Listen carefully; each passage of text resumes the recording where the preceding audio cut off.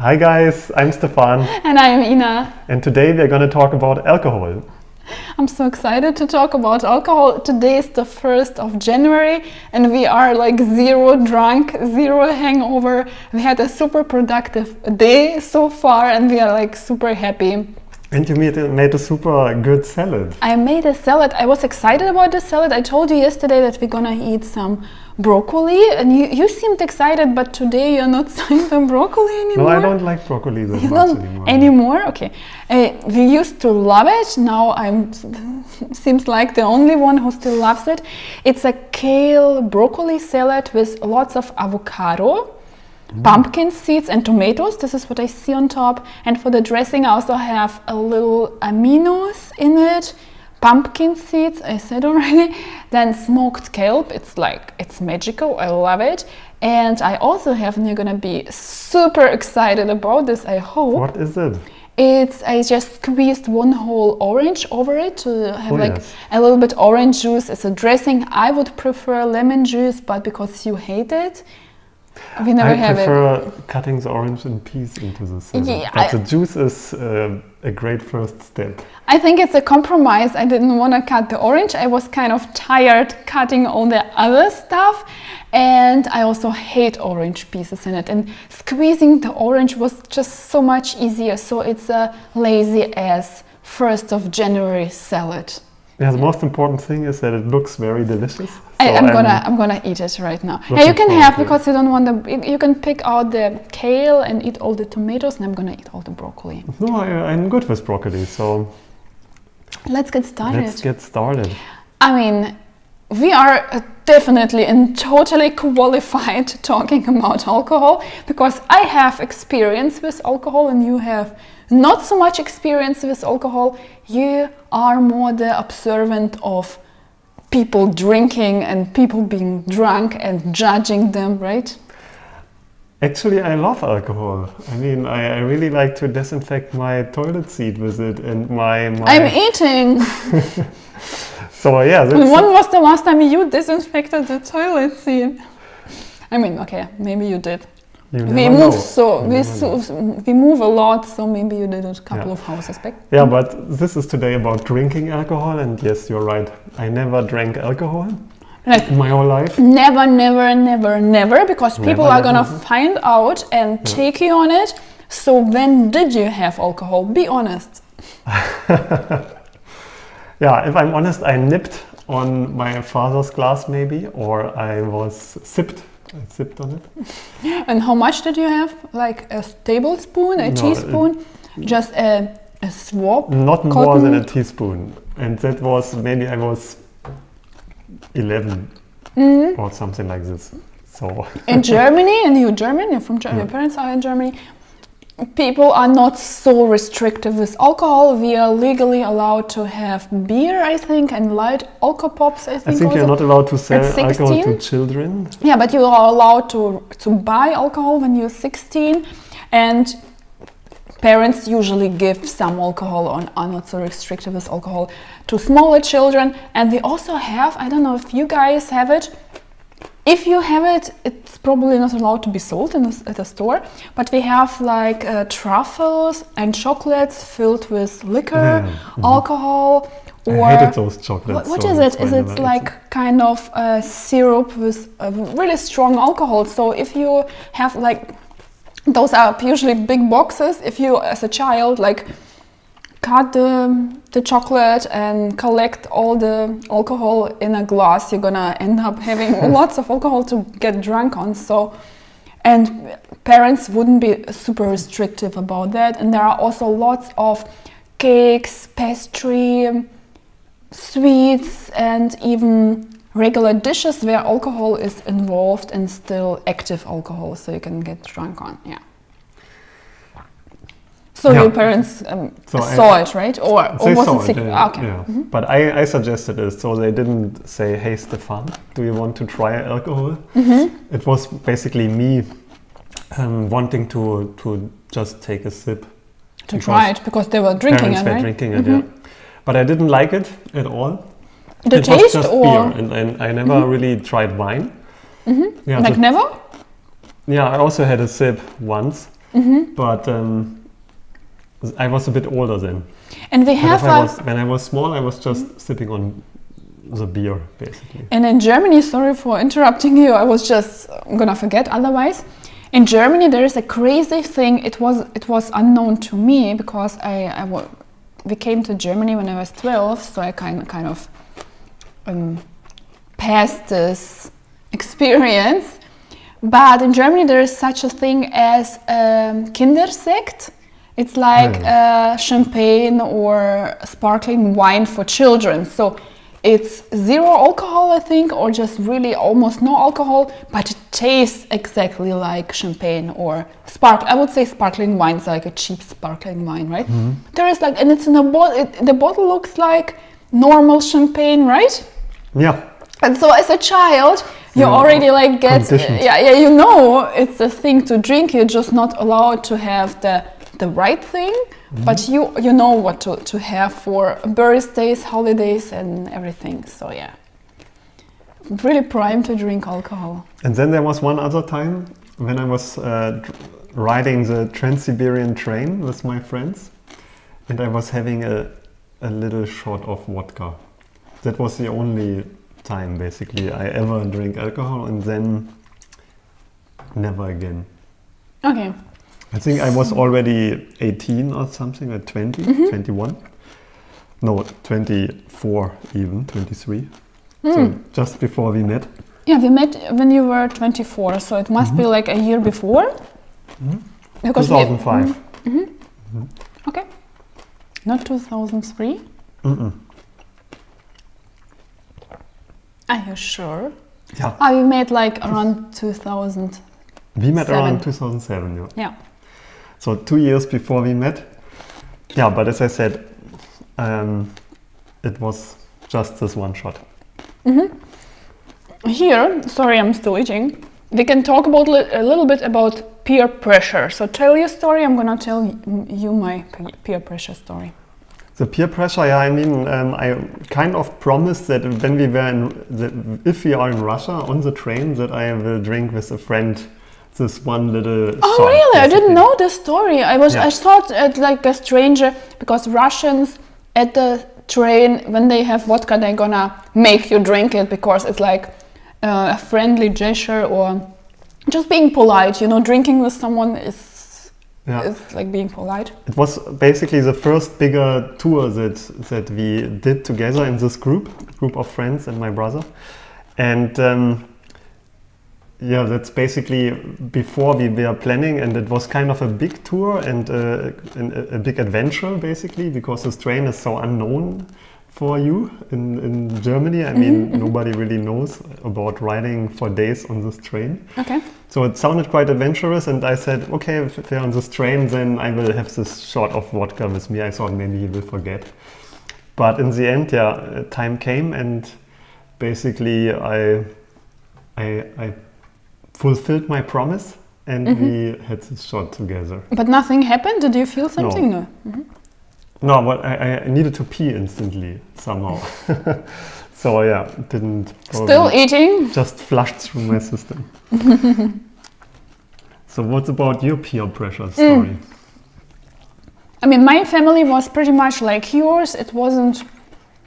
I think my parents, I'm sure my parents know that alcohol isn't so good and you shouldn't drink alcohol, and you definitely shouldn't become an alcoholic and drinking constantly. So their strategy was just giving and allowing us to have some alcohol from time to time at home, just to try everything at home, so you don't feel like you want to try it on a side, you know? So it's nothing new, it's nothing special, you try it, and my parents were pretty sure we're not gonna like it, and it was like that.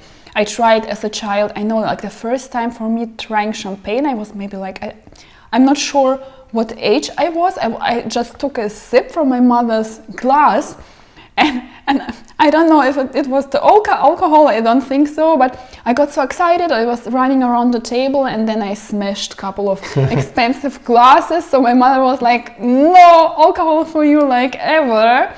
So it was a fun experience, and then I tried some beer, I hated it, and I tried some wine, I hated it as well. So I was like, oh, I don't like it, I don't want to have alcohol. And when I grew up and when I got a little bit older, I had some friends, like a big group of friends, and they were hanging out outside all the time, and it was in a nearby small city where my friend lived, and every time I visited her, it was like twice a month, they would gather together to drink. They would like be drinking, and I saw it, I didn't like it, so I was like, no, it's not for me. I like the people, I like the group, but I'm not a drinker.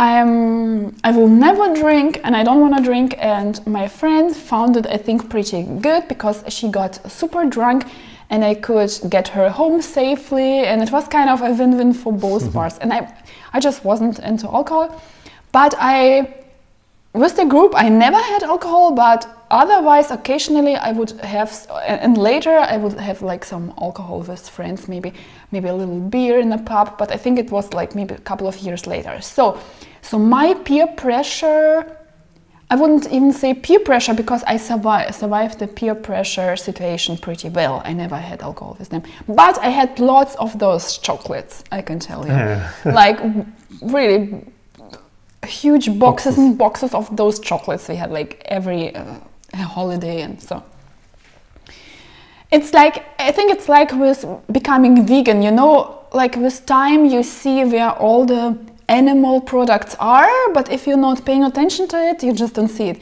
You don't see the gelatin. So it was here as well. I'm not a drinker, but there is a little alcohol in here, and I just don't see it. And then with this group, and within this group there was like a guy I was casually dating, and I saw him maybe like twice a month for a couple of months. He was just casually dating, nothing serious. I was pretty young back then, I think like maybe 16. And one day I was calling, we were talking on the phone like a couple of times a week, and one time on the phone I kind of found out that he started to casually having sex with someone. So the next time I went there, we talked, and yeah, it turned out the rumors were true, yeah. And we were like most of the gang was guys, couple of older girls, and 4 of girls were more or less my age, and 2 of the girls in the group also had boy troubles, and my friend also was a little bit upset about something. So we decided to go to, in Germany, I don't know what it's called, if it exists somewhere else besides in Germany, Gartenlaube. It's like Gartenlaube, you have like garden hut. It's you have like a super small tiny house in like it's a garden space, but it's separated by fences, so you have like a really small space. It's more or less like this room here that you see. It's for people living in a flat, and they basically can have a little piece of land. It's like a private small garden. Settlement. And it's not but you're much, not allowed to live there. Yeah, you're not allowed to live there, but you can have like a really small home, and the home would be like more like a bathroom of a size, and the whole garden would be not bigger as this room, sometimes even smaller. So the garden we've been in, I mean, you can't see the whole room here, but pretty much what you see here, and there was like a little room, and we were all under the age of 18, so we couldn't buy hard liquor. So one guy bought us like a bottle of vodka, and we kind of drank like half of it, 4 of us. So it was like my first time drinking hard alcohol. And I instantly noticed the effect, and I was super drunk. I can still remember me and my friend walking back home, and we were still children in some way, because the parents of my friend were on a trip and her grandparents stayed with us. So we were not allowed to live on our own. So we were like pretty young, and we came back, and she was so drunk, and this is why I never had alcohol. She felt so bad. She was like puking. Sorry, but you're not eating. I can separate. She was feeling so bad, and she couldn't walk straight, and her grandma was pretty upset. But we told her it's like a stomach flu or something. It was pretty weird. But I still remember the one thing is we had to walk by the river, and at times I felt like we could fall in and I couldn't control it, you know. And she kind of relied on me being sober as always, and now I wasn't sober, and I felt like I'm not in control. And it was the first time in my life that I felt I'm not in control for extended period of time, and I couldn't do anything about it. You know, as a child you could be like silly and goofing around, but you can regain control at any point. But here I had like no control, and the worst thing about it was that I wasn't angry or upset or something. I was just more extrovert, I think, more talkative. I called this poor boy at night. His mother was so upset, and we rang his door because we were passing it, and it was humiliating but also fun at the same time. I was just feeling so light and more energetic, and I didn't care so much. It was just like, yeah, let's do whatever we want, you know, kind of being silly. And even worse thing was that I wasn't feeling bad the next day, and I was definitely drunk. I mean, I was drunk after it, so I know I was super drunk. But the next day, I just got up at 10 or something.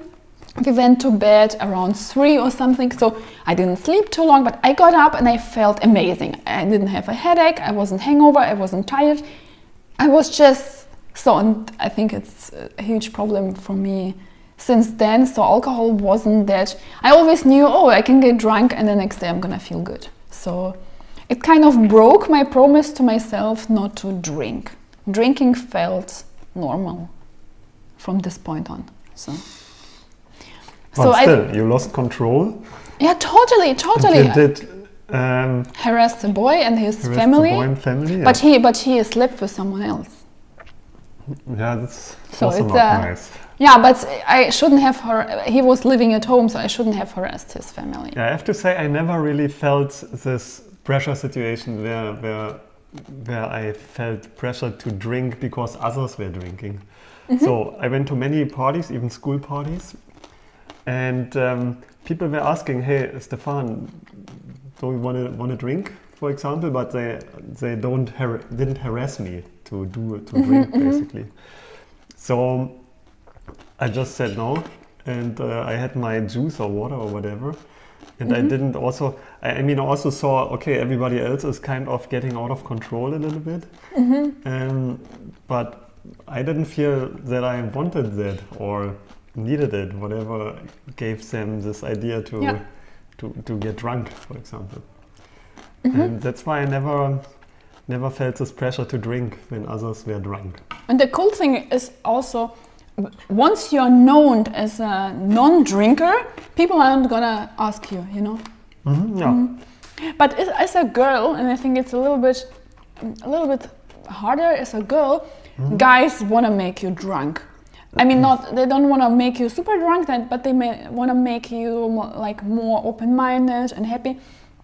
And not even in a sexual or predatory way, but just at a party, the guys just know when the girls are a little bit drunk, it's gonna be more fun. So I remember one party, and it was like almost like a cartoon.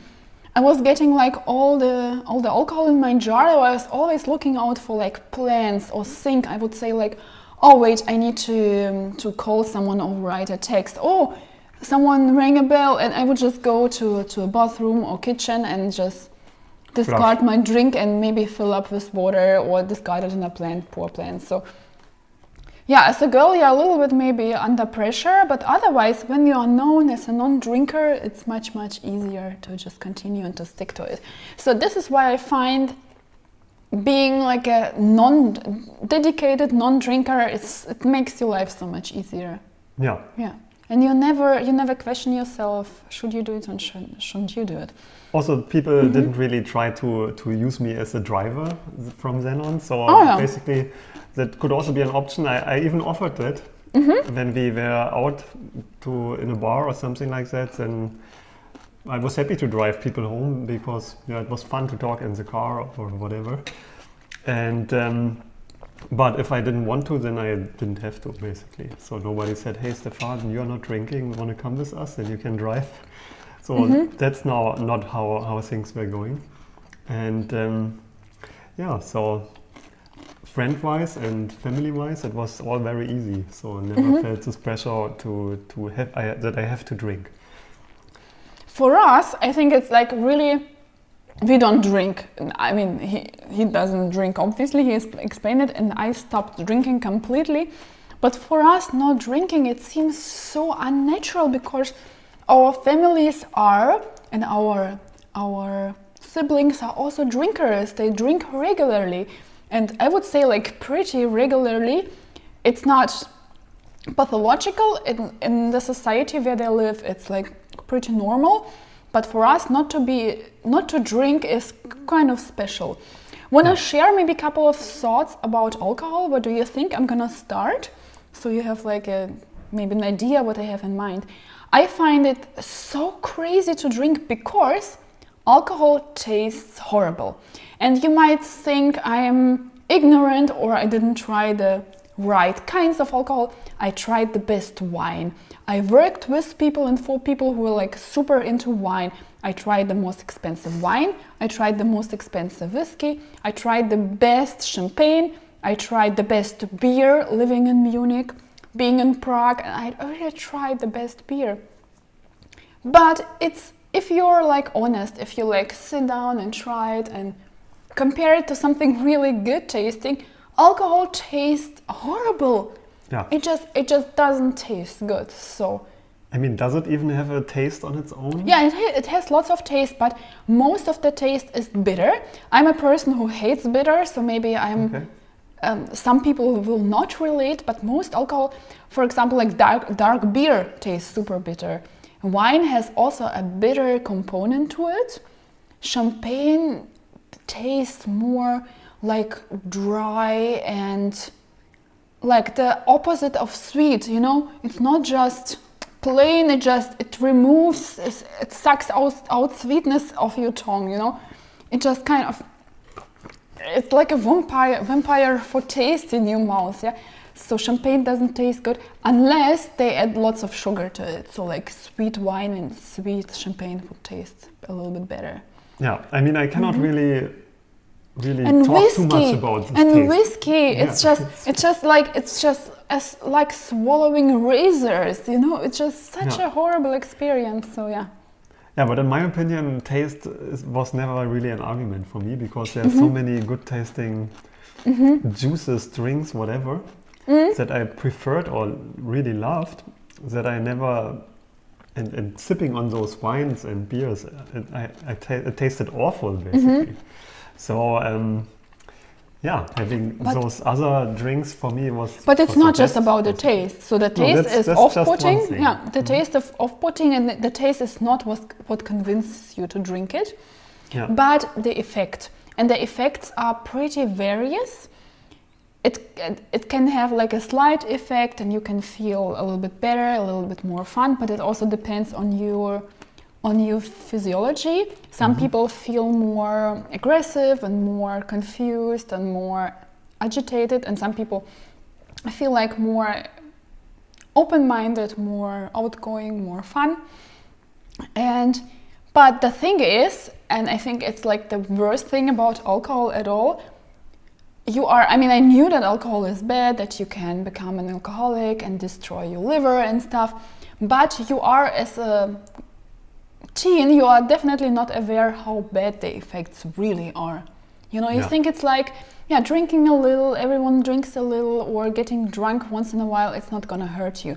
But the effect of alcohol is your body processing the poison. It's a disaster for body. It's really bad. I know we had like a neurobiology class when I studied psychology, and the professor told like there is like just one small bone in a body where they didn't find the negative effects of alcohol, but every other part of the body is negatively affected by alcohol. The worst thing was that she was an alcoholic.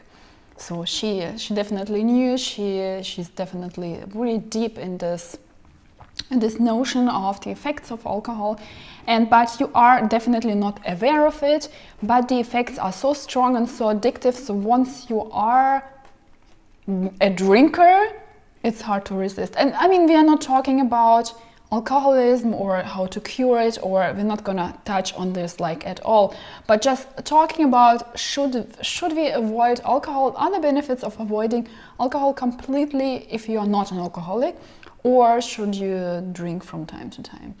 So what are the social benefits of drinking alcohol? What do you think? Are those worth drinking alcohol, or? Probably it's when you really want to go to a party and you hate it basically, and you don't want to remember that anymore. Yeah. Then you can get drunk and probably have a good time, and then next day you don't remember the details. I think that would be something. Yeah. Maybe worth it. It's not just that you don't remember it, but you are even if you remember being a little bit drunk, you are having more fun. But the thing for me would be, as a teen, I didn't feel like I have many options. Or even being older, like, and then I used to drink a lot on my job. Yeah, we would get drunk with the colleagues and drink like after work a lot, and going out and drink. I didn't feel like I have an option. I'm stuck with those people, and the only way to enjoy my life a little bit is to have alcohol. Now that I'm grown up, I'm like, how could I not see that I can definitely spend my life with people I like? I like being around, and I don't need the alcohol to enjoy spending time with them. So why should I go to a party where I have to have alcohol to enjoy it? Why? How? How is it even a valid thought, you know? Yeah. What do you think? So I think I agree with you. So it doesn't make any sense. No. But I think it's a really important point. Also for all the family gatherings, there are people, we see it with your family and my family, they will hang out with people they say they love the most, their best friends, and they will get drunk together because it's more fun. So without alcohol, it's not fun. So maybe those are the wrong people. I mean, I'm sorry. Yeah. I don't get it. Yeah, it's also the definition of fun. I mean, what is fun about being able to spit on yourself and laughing about it, for example? I mean, you lower your bar of certain. I'm sorry. Got some spare broccoli here. If you're unhappy at a party, then go home, basically. So why do something that's not worth doing? That's my perspective. So also, but because it's normalized, it's just a part of it. It's like, you're not enjoying the party, but it's completely normal because you need alcohol to enjoy anything at all, you know? Just this notion, okay. You're not gonna enjoy anything without alcohol, but it's just not true. I think it's not true, yeah. Yeah, it's a big lie. I can find enjoyment in everybody else being drunk and then just talking bullshit, basically, the whole time. That's for me. It's gonna be bullshit anyway, no matter if you're drunk or not. Yeah. But usually there are people that are not drunk, or the other drivers, basically, and you can have a fun time with them if you don't want to engage with the alcoholic persons. And I mean, those are not alcoholics per se, but just drunk people, yeah. Yeah, alcoholized, I wanted to say. And for me, what's important is that when I experience something, that I experience it and it sticks. So I think you want to be fully aware. Yeah, I want to be fully aware, and I mean this also goes into keeping control. That's a little bit different, but still I want to be aware of what I'm doing, what I'm experiencing, and the fun I'm having. I want to remember that fun, basically. So that's why I also think it just doesn't make sense to spend the party drinking alcohol. And also, for me personally, it's really important to be able to control myself, to be in control of myself. And that's the other big aspect why I don't feel the need, or I don't want to drink alcohol, basically. So that's really important for me. What about you? I could tell like a million stories where I was drunk and put myself, endangered myself largely, really substantially. And when I tell those stories to people who are still drinking, they would say like, yeah, but I'm never like super drunk. I'm always in control. I can drink moderately. And those people are the next that I see at the next party, mumbling around, just not knowing what they are saying. Anyway, I think this drinking moderately it's a myth. There is always a situation in your life where you overdo it. And it happened to me once or twice, I'm not sure anymore. I had some pain medication and just random pain relief for, I don't know, maybe I had something with my back or something. And then I went to Oktoberfest and had some beer, and it's not that strong of an alcohol, but it's strong enough if you have enough. And with this pain medication, it doubled up the effect, and I was so super drunk. So when you have alcohol, you never know how much there is in it, especially if you're having cocktails at a bar, you don't know how much alcohol is in there. And the effect I feel like is building up. It's not like instant, it can accumulate over 2 hours. So you feel like, I'm still feeling good, I can have one more, and then it accumulates, and then you have like your peak of drunkenness, and this is the point where you endanger yourself. Yeah. To not being like responsible for what you're doing, how you're feeling, where you're walking against, and yeah. So what would your suggestions be? My suggestions for a non-alcoholic, like a sober person who drinks from time to time, is just not to drink at all.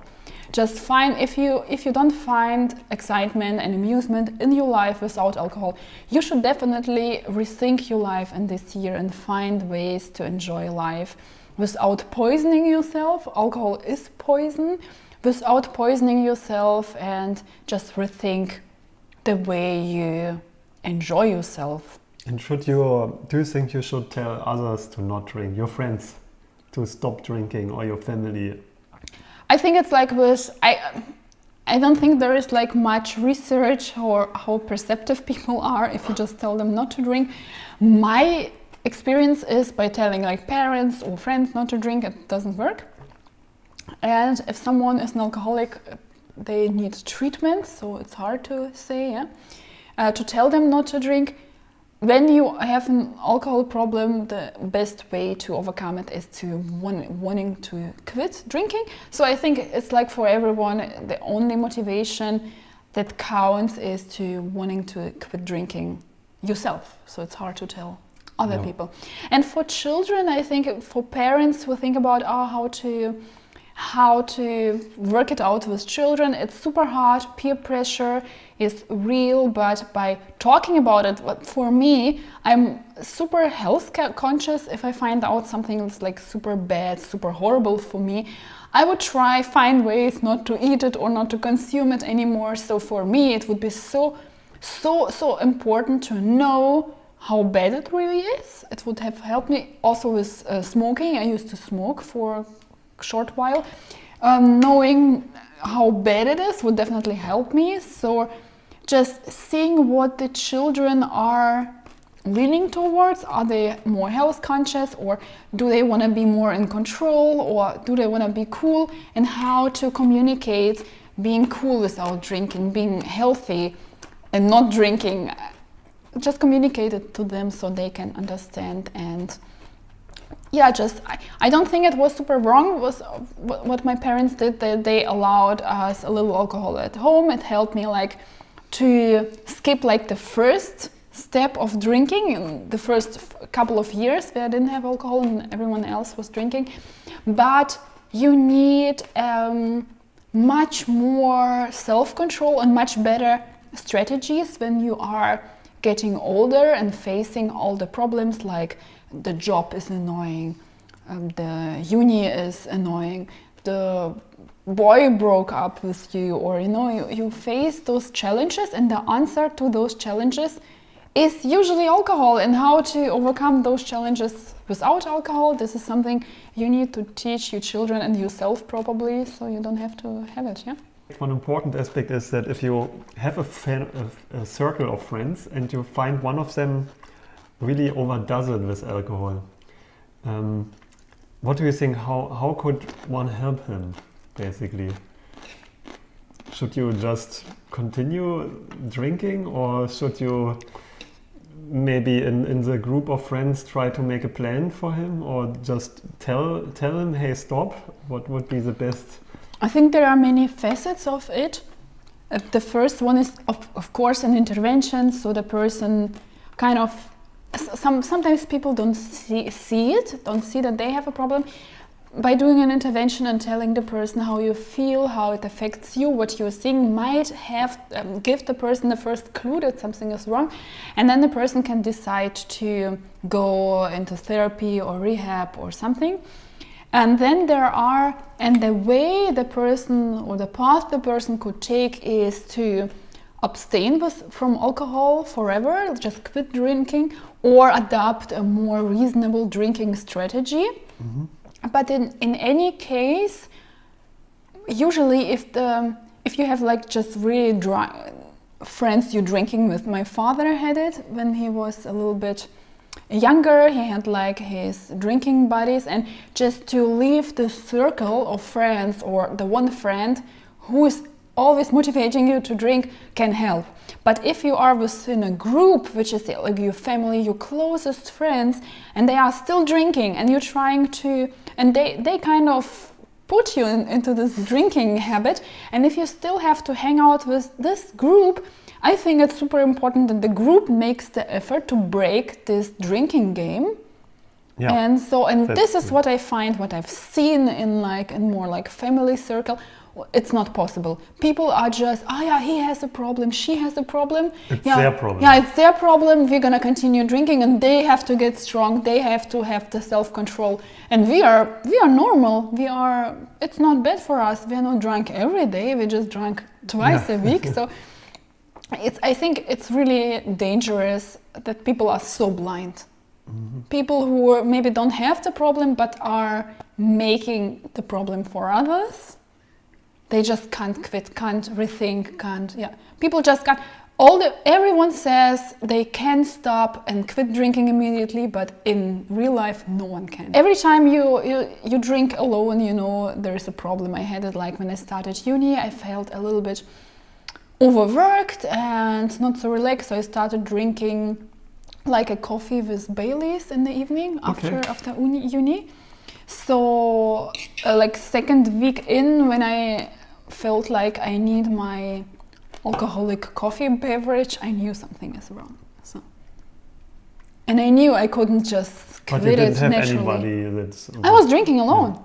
Yeah, and when you drink alone, you have a problem. And it wasn't like I would be stopping it naturally. No, I had like really to throw out the bottle and not buy a new one. So to be like strategic about it. Mm-hmm. Yeah.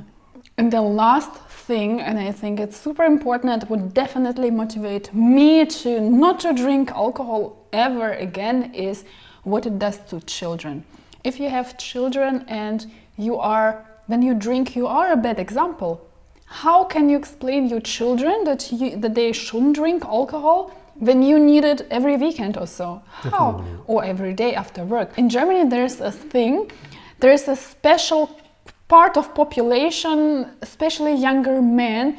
After work, you always see them with a bottle of beer on a bus, on the underground. Even it's not allowed anymore, but they still ride the bus with the bottle of beer, and usually you can also see the next bottle sticking out of the pocket or the backpack, and they have like after work beer. It's like super common everywhere, and I think it's like super disgusting when you have it every day. How can you explain your children not to have alcohol? If you are drunk, like when they come back from school, you are already drunk. And when it's warm, you get drunk onto beer. In Germany, we have like especially smaller beer. Children, then they cannot really distinguish. That's a drunken state. That's a normal state. Yeah, children really can. Yeah, you're right. They can't distinguish it, and they might feel, not protected. They don't think you are reliable because you are a little bit funny at best, or maybe a little aggressive. And they see you like as another person, as if you had a different personality. The daddy is funny all of a sudden, how can they trust you? You know, they lose the trust in you. And when you get do you want to be aggressive or funny or like a little bit? You're just tired or cannot help with homework or whatever. Yeah, children need someone who is present, who is reliable, and you can't be when you're drunk. So not being drunk in front of children would like eliminate like 80% of your possibilities to drink. So they should be definitely a motivation to quit drinking during the week, but even on the weekends. I mean, what example are you setting for your children? Be the person you want your children to be. You guys, what are your thoughts on drinking? Do you drink? We can only encourage you not to drink. We had like the best 1st of January. I can remember having great 1st of Januaries when I was drinking. I was always, the older I got, the more tired I got and more kind of not in control and wasted I felt after drinking. And now it's a fresh start. It's a great feeling to be alive every day. After the weekend, the Monday is the best day of the week. As the other days, you're never drunk, you never hangover. You always feel great. So if you're drinking, then the best thing to do this year is to not drink anymore. Yeah, to start to think about it at least and try to find strategies that could help you to drink less and eventually not to drink alcohol. Drink other things. Water, coconut water. Smoothies, kale smoothies. You guys, thank you so much for tuning in. Have an amazing 2019. See you next time. Bye. Bye.